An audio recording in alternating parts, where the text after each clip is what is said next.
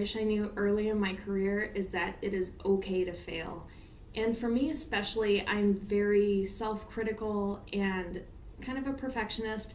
And I used to lay in bed at night and just agonize over every decision I made. And I had this tremendous fear of failure. And I really came to realize over the years that it was hindering my success. So now I kind of have a different way of looking at it. I see failure as a learning opportunity, as cliche as that sounds. And I honestly believe that if you never fail, that you are not taking enough risk. 3 tips that I would give new leaders. The first one is to find work that gives you energy and that you can be passionate about.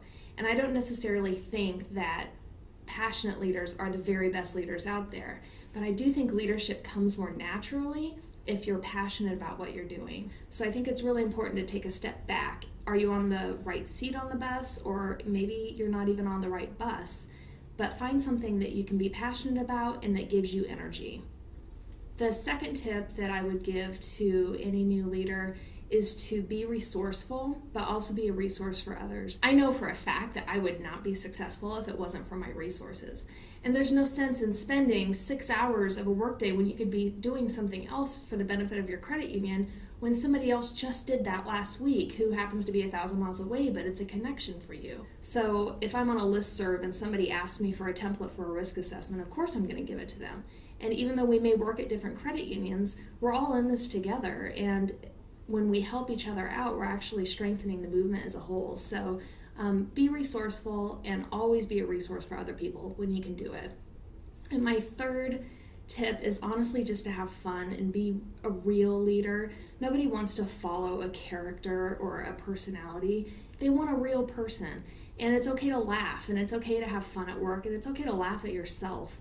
And I think that having a sense of humor is absolutely vital, not only at work, but just in life in general. Don't take yourself too seriously. Have a good time, and life's short, so enjoy it. A risk worth taking, in my eyes, is seizing an opportunity, even if it brings great change with it. So some opportunities come your way that are going to involve change, and change is really scary, especially if it's a really big change. But I sometimes think the biggest opportunities come with very big changes. And it goes back to being afraid of failure. Don't let that be a stumbling block. Seize opportunities as they come. I think every opportunity comes for a reason. And seize that opportunity, because if you don't, somebody else will. And why hinder your own success out of fear?